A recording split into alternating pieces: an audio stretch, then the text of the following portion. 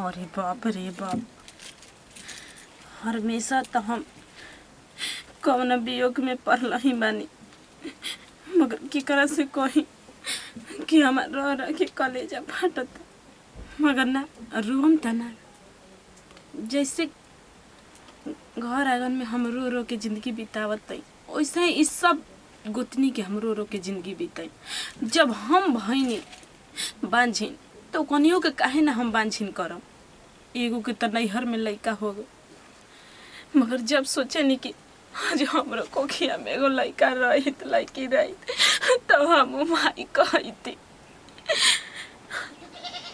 हमरा कुछ बुझात नहीं खे।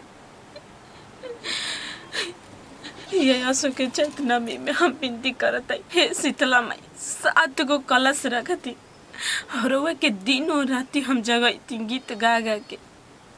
मगर हाँ एगो हमरा दिमाग में आइडिया केहू बाना नु ओकर त लइका फैका ही दुनिया में अगला सन, मगर अब केहू के हम ना होखे दे। जब तक हमार लइका फैका ना होय सन जब तक केहू के घर में हम ना होखे दे। हाँ काहे से कि हम शीतला माई से अरज कैले माई अभी भी पुकार करत नहीं, जेकर हो जी हसन तो ना ओ कनिया के रहे दे ना हमिए रह। देखा ये नमी में छोटकी के असो लागत है कि खाली आम के अचार खाती है। अब हमरा पता लगावे के पड़ी कि का मामला बाटे। अरे वाह बुचा ना खतला का हो। सोनू फुला कटोरा गुलू हम खिया दी एकदम हमार लइका चांदा मामा ना हो। चांद में दाग बा लेकिन इनका में दाग नहीं खे। का है बाबू ला खा। ए बाबू बड़की में भेरी ना गोई नहीं कहते ना बोलियन जा ना तो कहनी कि ना हम नहीं कुछ दिहन जा तो ना खइया ना ना खइबा। हाँ मत जी कौन जाने फिर बोलियन जा तो कहिया कि ना हम ना जाए। लखा बड़ी माई बाबू कहाँ बाई तेरे बताड़ी। हाँ तोर तीनों का भी ना गोई नहीं कबो बोलियन जा दोनों बड़ी मामी भी ना जाइह। बोलियन जा तो कहिया कि ना हम ना जाइम कबो मत जाइह। हमार बाबू बुझाला कि हमेशा एकरे पर पड़ा रहे लीजा जेने ला लीजा तेने ला छुआ छावत रहे लीजा। हमार डर लगा रहेला एकदम कि कुछ लइका के हमरा कर मत दे जा। जैसन बाई जा औसन सोते जा सब कुछ के करे के जैसन कइली जा औसन भोगते बाई जा। का माई तू समझत है कि हमार लइकिया हरदम बाझिने रहे। ना माई ऐसा मत कहो। हम गईनी डॉक्टर बेरी गोड़ ध के हम पूरा रोवे लगनी। डॉक्टर कहलन का बेटी तोहर कौन तकलीफ बाटे पूरा अपन बारे में बताइनी माई। हाँ माई जानते वाली गांव घर सब कोई हमारा के ताना मारत रहे खाली बस एगो बालक भी ना। हाँ माई सब कोई ठीक बाटे।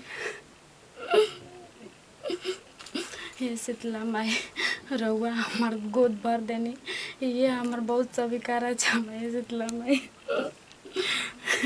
कितना दिन के बाद हमारा रउआ गोद भरनी ये बात हम सोचत रहे। गांव घर सब कोई हमके ताना मारत रहे खाली बस एक बालक बिना। गोतनी तैसा ताना हमके मारत मारत घर से बाहर निकलते रही जा। वैसे ही हमारा के पति ना मानत रहा ना हमारे शीतला माई।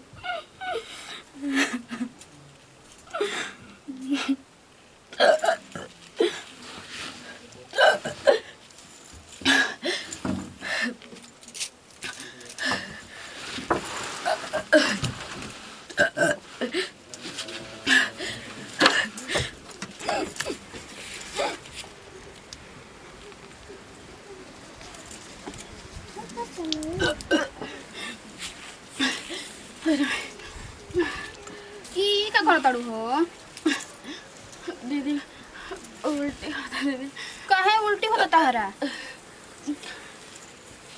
दीदी रउआ नहीं पता। आहा उल्टी कर दू त कथर लइका खोगे के का हो गइल बा। दीदी ऐसे काहे बोलते। चुप रहा 12 साल में ना भइल तब तहर लइका होताटे देखावा ताड़ू कि चैत नमी में मैया जी कृपा देखल बानी होताटे। काहे दीदी काहे उल्टी कर को त हम कदम ओ त हो गइल लइका हो जाई। बता जी ऐसा मत बोले दीदी। मत बोली लौकत नहीं खे 12 साल में ना भइल त एगो तहार अभी होता टे एगो बड़दनी बैठल बाड़ी घर में ओसा ही कपार पे एगो तू बाड़ू हाय देख ल ओ कदली त जे लइका ओखता बांझिन कहीं का देख ल ए जे देखावा तड़ी हमारा के कि होखे के बाटे ना दीदी हमरा के नहीं देखा दीदी। नहीं की देखावा दीदी हमरा के दीदी पीदी मत कहल कर ठीक ना। पूरे ये का के लड़ाई करते सा लागत है कि मामला गड़बड़ हो गई। जो हो शीतला माई इतनमी माई से हमरा के हर के जगह चौका पर मौका मरवावत रही है देखत तभी कनी के हां अब हमरा काम भेड़ा एक पारी देखावा तो टूटना है भी चलो तो जन्म कर लो अभी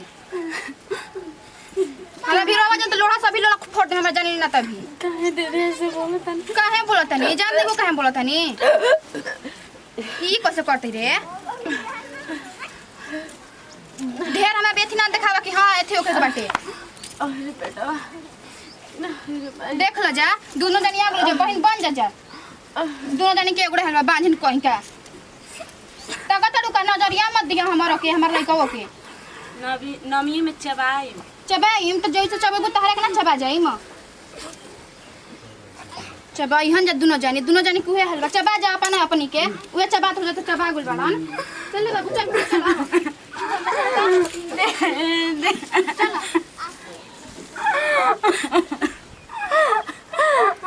दे दीदी हम कौन गलती कर रहे दीदी बोले दीदी काहे ना के बोला दीदी कुछ बोले ना दीदी कह जा कौनी रीति चलल बा कि कोनो बांझिन के धरती पर गुजारा नहीं खे जैसे मैं घर में तू बाई हम बाई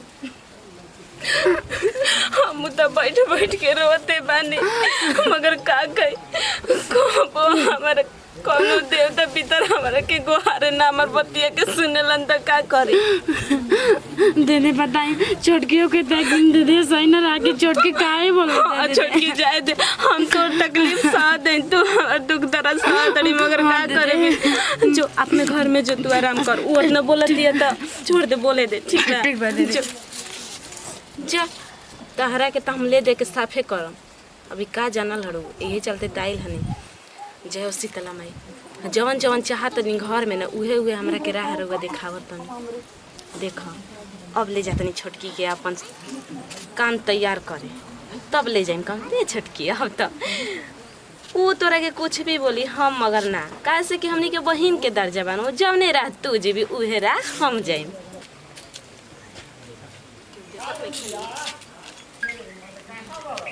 ले आए में लगता हम ये मर जाए इहे के हमरा के सिखोई नहीं कि देखो कने ऐसे ऐसे करबू तहार घर में राज चली ना तो तहरा के तो सब के पूरा पता समझ बना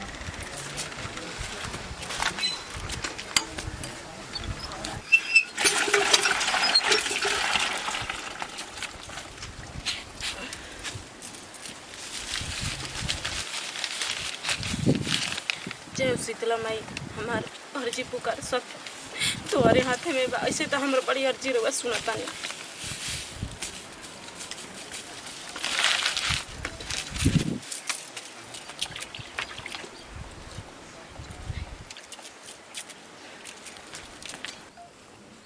कन्या ए कन्या अरे सुतल बारू का हो बा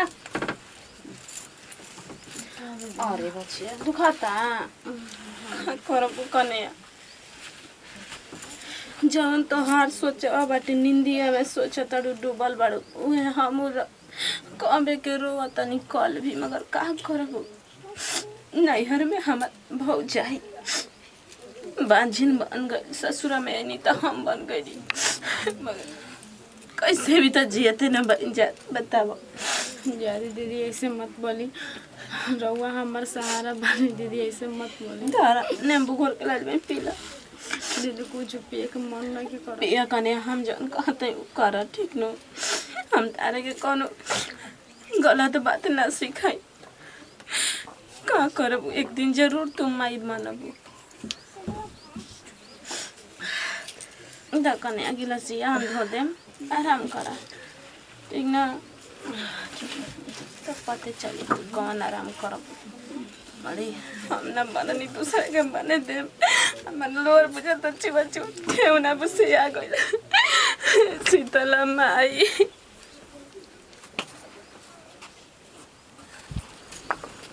देखो ना अभी कोई के पता नहीं कि के केने गोइल बा। सुबह हम ही कहनी, दोपहरियो में हम ही कहनी, अब सांझ होके के बाटे ना त मैं जानी अपन घर में बुझाता कि परल बाड़ी जाए एगो करे लइका होके के बाटे पेट में लइका का परल बा ना कि देखावे लगली। रुका हम बतावत इंतहरा के तू का करत ताड़ू देखते बानी। हई देखा कैसे सुतल बिया महारानी जी निहन। बाबू एगो पलंग का देले बन तुरंत रहतड़ी दिन भर रात भर। ए जगह के नहीं क्या हो ओए होय इको खइले का बिया ए दादा। ए भाई दादा कुछ बोलते नहीं खे। अजी दीदी दीदी ए दादा तो कुछ बोलते नहीं खे।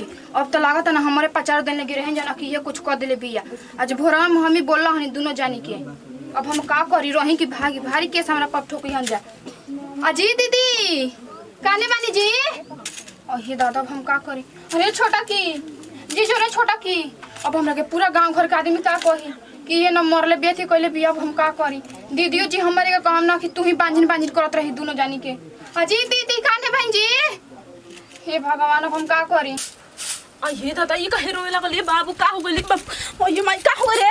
अये छोटा की अब हम का करी। अये दादा का हो गइल छोटा चलगी कैसे मोली रे छोटा की कवनी पति दिन में लागल है छोटा की। छोटा की रही त हमरा के खाना देते रही रे छोटा की। हमेशा तोरे के मछली कहत रहे बंजनी रे छोटा की। दीदी ऐसे काहे कहते जी रहुआ। तोरे कारण मरल भी हम सब जानत नहीं।